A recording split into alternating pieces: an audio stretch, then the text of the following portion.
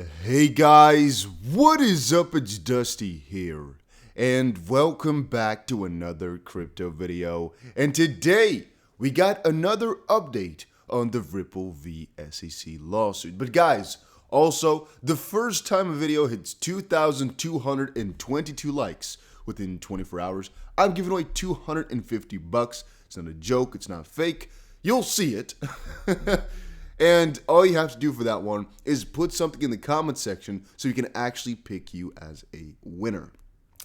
Having said that, make sure you check out the Bybit competition, 50,000 XRP on the line. And that again means that you guys can get 50,000 XRP for, I guess, absolutely nothing. So once more, go ahead and check it out. A link is down below. Let's check it out. So this just came out on the 13th of October. It says right here. Here it says it came out on the 14th, not exactly sure what that is about, and I'm also never really sure why there's two documents for the exact same thing. I guess right now that it means this, for example, the first one, is sent to some different parties than this one, but don't quote me on that. I mean, it could be could be so many different reasons. I just know that every single time we get the most recent document like that, it says, regarding the SEC v. Ripple Labs, Dear Judge Netburn, the SEC respectfully submits this letter reply in support of its letter seeking an order compelling defendants Ripple Labs to conduct a reasonable search of relevant video and audio tape recordings of internal Ripple meetings in order to identify meetings where defendants Brad Garlinghouse, Chris Larson, and other key employees spoke on relevant topics to produce responsive documents. Okay, so straight at the bat here, you guys already get where this is coming from. The SEC, at least in our own perspective, wants to get Ripple to show them as much video, audio, and whatnot as possible because, at least in my own opinion, that way they have the most amount of chance to actually be able to stretch their explanation of what the lawsuit is about and stretch their goal because they have more evidence of what Ripple has really been doing inside. And the thing is, there's two things which they could have done. One, they could have actually gathered a lot of this information like way prior. So I'm talking like a couple of years prior, sort of. What it could have also done, at least if you ask me, it would have been smart, is just put up a motion like this way early. And they keep saying, well, we couldn't have because Ripple, you didn't give us the proper information for it. But of course, that's the debate which is going on right now. SEC saying that they just now got all the info to request this. Ripple saying, no, you already requested a ton, and we agreed that you wouldn't request more. Again, we don't really know whether or not the SEC is doing this to change their strategy around, or whether or not it's really a valid request, and they just want to see the audio and video because they think it's gonna, help them with the cause. I find it really difficult. I just don't think the judge is gonna budge because it is indeed quite late, and it's really, I think, also quite hard to say whether or not all these audio and video recordings are relevant next to all the previous video and audio recordings, which Ripple already, I think, admitted to actually give over. Ripple complains the motion is late, but Ripple's conduct necessitated this motion. Ripple failed to search its library of recordings or even inform the SEC that it was withholding responsive recordings until its former chief compliance officer testified in the last month of fact discovery that Ripple maintained such recordings. In its prior motion to the court concerning recordings, the SEC expressly reserved the right to seek the court's intervention as to the scope of Ripple's search for responsive documents if the parties could not reach agreement. And indeed, Ripple's search is not reasonably designed to identify responsive recordings as to the 33 agreed custodians. Ripple has chosen to maintain some recordings in generically named locations and claims that a comprehensive search of such locations for all responsive documents is burdensome. For example, Ripple claims that there are over 200 recordings with generic meeting titles, but that somehow reviewing each one is not reasonable. Ripple need only have the recordings transcribed and then search the transcribed text to conduct an efficient and effective search. Given that Ripple does not seriously challenge the relevance of the recordings, Ripple should be compelled to conduct a reasonable search for responsive recordings and to produce them. There's two things, right? To search for responsive basically means, let's say this. Let's say the SEC put up a letter to Ripple saying, okay, we basically want everything that's relevant to the, let's say, the way you marketed XRP. Then, for example, they could let the videos be transcribed, even though they're 2 hours long. If you got the transcription, which I guess can be done automatically, not too sure about that one, then you just have to look through and find the proper words. And it could be a mix of words. For example, the words marketing, if there's any marketing mentioned inside the entire video, then it depends on the context, but then it might be, for example, something which the SEC would want to be produced. If there's not a single word mentioned about marketing, then obviously, for the purpose, that video is not relevant. And that, of course, depends on what exactly the SEC requests. But it could be different requests that have different sorts of relevances to videos and audios that they have. But that's, again, what the SEC is saying here. I'm not sure, because what they're saying right there is pretty reasonable, let's be honest. However, again, guys, I think the full and aggregate form, judge is not going to budge at all. I don't think she's going to buy it. Because, as I said before, too late and pretty strange to want it at all. I don't really understand the SEC side here as to why they would need it at all either, but that's just me. So their arguments are, SEC never reached agreement with Ripple, necessitating its initial motion to compel, and only later learned the extent of Ripple's defensive search or defective search. Then we got, where's number 2? Ripple's search is not designed to identify responsive recordings because Ripple designed it that way. We have the recordings contain undisputedly relevant evidence, and the burden to search does not outweigh the benefit of production. This one, I think, is mostly contested, actually. They're saying here that Ripple does not seriously contest the relevance of internal meetings. Well, I think they do. Here they're saying, instead, Ripple argues that the SEC overstates the relevance of recording evidence, ignoring that numerous courts have acknowledged that singular evidentiary value of relevant contemporaneous recordings. Well, whatever. That's interesting, because of course that's going to be the big battle, and that's what the SEC is trying to do now. So, will this have any effect on the price of XRP or anything like that? No, most likely not, because in the end of the day, or at the end of the day, all this stuff is just relevant for people who like the lawsuit or like to, I guess, prepare themselves properly for what's about to happen.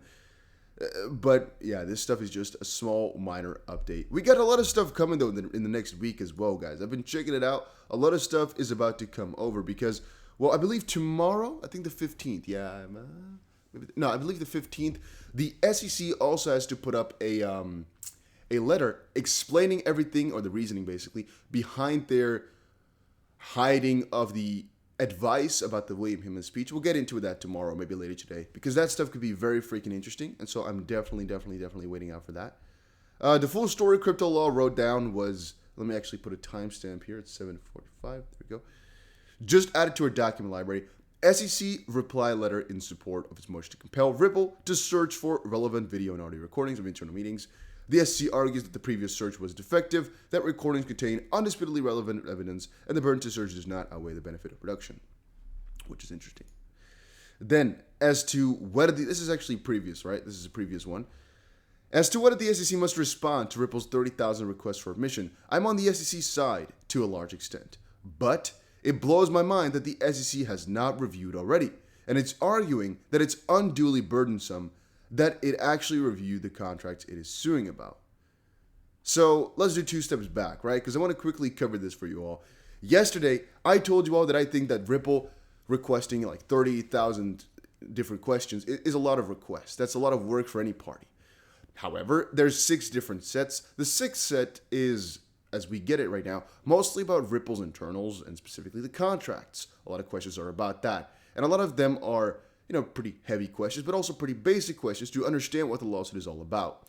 And one of the things which Ripple states right now is if you don't want to answer, then you're basically acknowledging that you don't really, or let's say differently. Ripple is saying, we don't think you know what our contracts are about. We don't think you've read them. Otherwise, tell us by, giving some answers to these questions as to how you came to the conclusion that we should be sued following our contracts because we disagree. And they basically claiming that the SEC never read their contracts. And Jeremy's now also saying that the SEC is given an argument that they do not want to answer to all Ripple's questions because it's too burdensome to go through. But the thing is, if you're given the argument of too burdensome to answer the contractual questions to some degree, you should already know the answer to all the questions, but it should be too burdensome to kind of, answer, not review the contract and the kind of the knowledge behind everything, if you ask me. So let's quickly check it out, huh? Because, I don't know exactly what, I don't know exactly what admissions are for what subject. Guys, don't quote me on all that stuff. but let's quickly check. Regarding certain actions, promises, and efforts made by Ripple, as noted in KCR, requiring a party to admit that documents contain or omit various terms is improper, since the documents speak for themselves. Even if such an approach were appropriate, these preliminary requests purport to require the SEC to review all 1,700 agreements, which again are Ripple's contracts, which is itself unduly burdensome.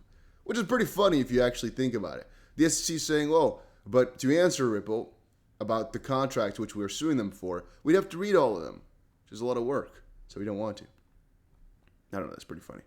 Jeremy also said, I am just adding to this tweet to add a couple of exclamation points and question marks about this. Thank you. And XP Crypto said, SEC sued Ripple in a hurry and thought they could bully them into a quick win without any repercussions. They never imagined that the mainstream news and XP Army would get involved, which is definitely interesting. That very well might be the case, but don't put it in writing, SEC. Some things are better left unsaid. It's crazy though, guys. Every time I look at it, I'm like, oh, this is so freaking nuts the way it is going right now.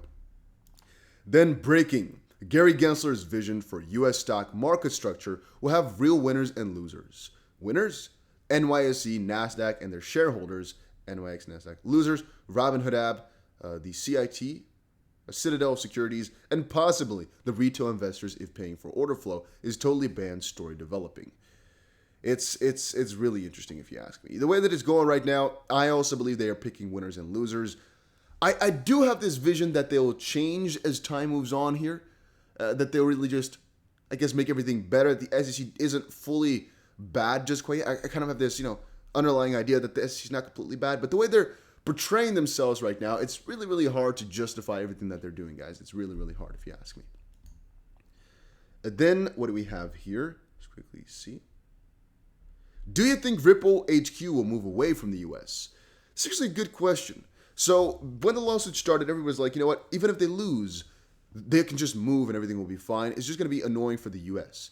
Now I'm thinking, I think Ripple, if they wanted to move headquarters, they would have probably already done it because it would actually ignite their business. I think them staying right now, even though they got the full scope of the lawsuit, and then we only have half of it, of course, means quite a lot. The fact that they're staying around, even though they're being sued like that, it means, in my own opinion, that they have quite a good, at least, how do I say it? They really think that they're going to win this one. Otherwise, if I were them, I'd move pretty quickly just to be sure, right? Because now it's going to be pretty annoying if they lose to switch over for a little bit because, well, for a little while, then your operations in the U.S. are completely illegal. And I actually also wonder right now if they're continuing on with any operations in the U.S. at all, or if they've quit all of that because of this lawsuit. And I just don't really know, but it's interesting to kind of think about. And the last article or thing I had was about the price, but I'll talk about that a different day because this was good enough for now. And I have to check if I have enough memory on my computer here because, well, all of a sudden it got very freaking hot. And I've had it now a couple of times before that I record an entire video and then nothing shows up because my computer was full. So let me quickly check that out. Guys, make sure you check out the Bybit competition. A link is down below. I'll be recording a tutorial for Bybit today, I think, and I'm going to post that up, so don't worry about it. I got you. And I'll see you guys again in another crypto video later today.